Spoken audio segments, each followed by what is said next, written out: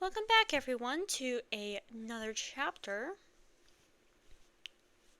of the tutorial by Dragons Are Cool on AO3. Chapter 2, Recruitment. Whoa! Skiz's exclamation pulled Impulse's attention away from the pancakes. Green had just stumbled into the room, tiredly rubbing at his eyes. You not sleep well? Impulse saw his caution push its way past his clear exhaustion. Okay, he mumbled as he eyed Skiz. Green had probably seen the angel in passing once or twice, but Impulse thought they had yet to properly meet. Tea first? Impulse started to fill and start the kettle, as Green shuffled his way over to pick out his tea and mug from the morning sustenance cabinet. It had been a vital addition to the community kitchen, with the disproportionate number of night owls among the hermits. Most of them practically ran on caffeine.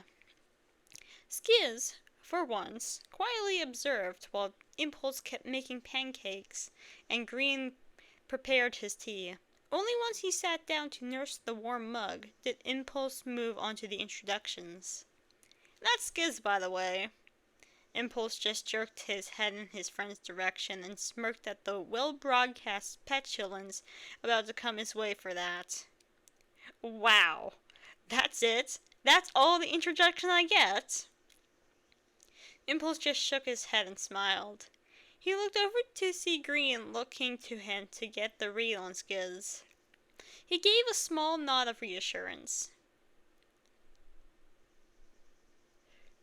That's Skiz, he mocked. Just your best friend since we were in diapers.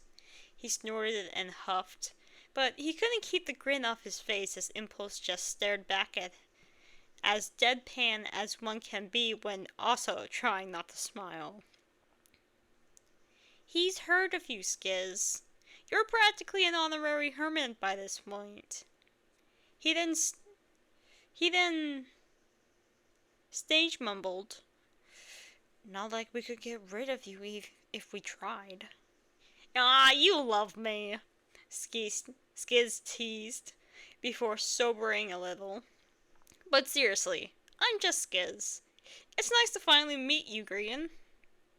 Offered a hand to shake, and Green quietly returned the gesture. Your Impulse's partner? Skiz smirked. Everyone always thinks that. We're just friends. He leaned in to stage whisper himself. I'm way out of his league. Impulse just rolled his eyes, face palmed. Investigation partner, Skiz. He dragged his hand down his face in exasperation, but was glad to note Green was smiling shyly now too.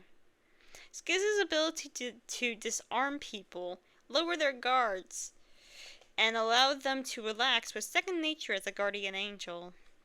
But it never ceased to amaze him seeing it work. Skiz gave one of his telltale, I'm causing mischief on purpose and you love me too much to try and stop me giggles. Yeah, we're not dating, but he stuck with me anyways. Green nodded in as much understanding as was reasonable to muster when faced with Skiz first thing in the morning, and turned to take a comforting sip of tea. You sure you're not getting sick, Green? Impulse piled the next batch of pancakes onto the tray, keeping warm in the oven. Green yawned, deeply enough for tears to pick at the corner of his eyes. He scrubbed them away as he answered, I'm fine. I just always get tired after scouting a haunt. Ghosts sapping energy and all that. He tried the hand-wavy explanation. Yeah, but you were there in the daylight. Impulse poured more neat circles of batter onto the skillet. Doesn't usually have much of an impact then. Green just shrugged. Don't know. Seems normal to me. Good morning, gentlemen. Oh, hey, Scar. Impulse looked up as the Vex rolled into the kitchen.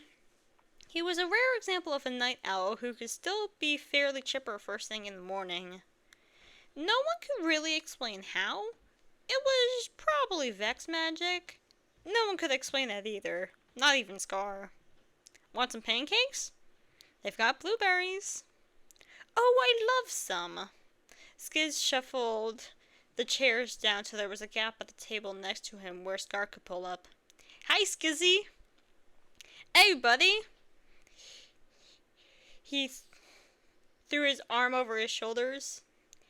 How's it going? I'm good. The pair chatted on for a while as Green nursed his tea and slowly brought himself closer to the land of the wakeful.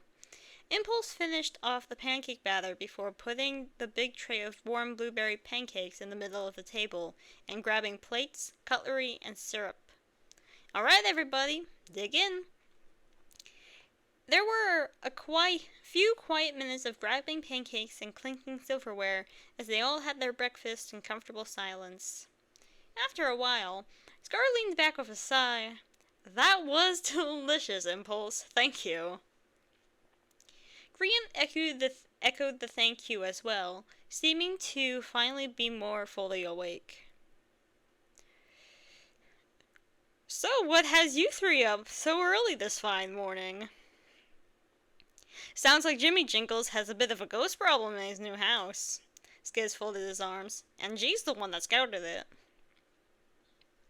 And we've been thinking about expanding the team, so we wanted to talk with Green about trying out investigation with us on this one. Impulse leaned back and tipped the last of his coffee back. Really? Green squeaked and shrunk a bit in his chair, looking intently between Impulse and Skiz. Really, Skiz answered, more gently than he usually would. But why me? You guys are already such a strong team. Impulse was already pleasantly surprised by Green's relative chattiness today, though the fact he was pretty close with Scar now might have been helping, and Impulse himself was at least not a stranger anymore. We are, but 2 is not ideal in investigation. Impulse worked to try and keep up Green's momentum in the conversation without overwhelming him. Works great for scouts, but things got a little more complicated that night. And you're one of the best scouts in the network, G. Who better than someone who already knows ghosts? Knows ghosts is a little generous. I look at the house, say, yeah, there's a ghost here, and leave. Green stared down his now empty mug of tea as he spoke. And I've only been doing this a couple months. And you've never been wrong, Impulse insisted. There are scouts who have been at this decades, who've never had as long of a winning streak as you're on right now. And we wouldn't throw you off the deep end, Skiz diffused gently.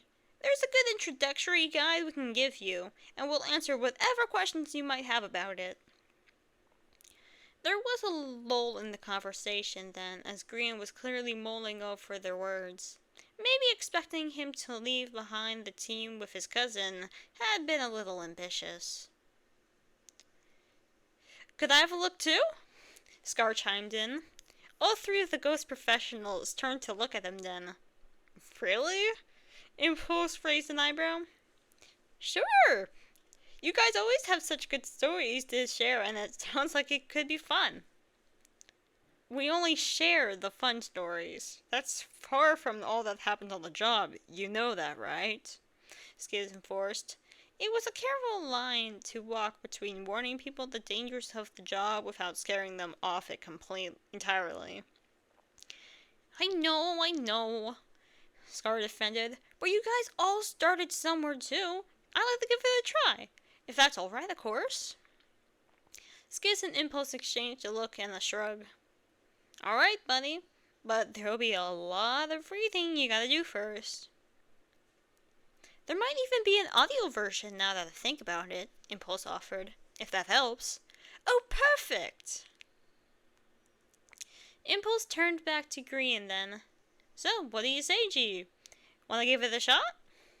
Scar jumping in head first had been unexpected, but might just be enough to get Green on board as well.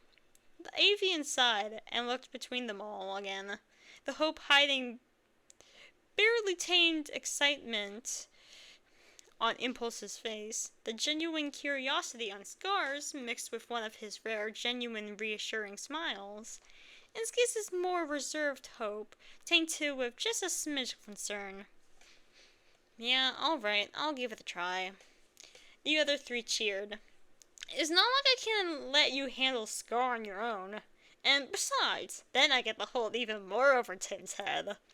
He pulled the keys and dangled them over the table, smiling in a way where the real Green was just peeking through his nervous facade. Uh-huh, Impulse rolled his eyes. Just make sure you're in this for the right reasons, man. Green nodded. The fact it's Tim's house is just a nice little bonus. Great, Impulse laughed, still not really believing that worked. I'll get you guys the reading, and we can head over tonight. And that's the end of chapter 2.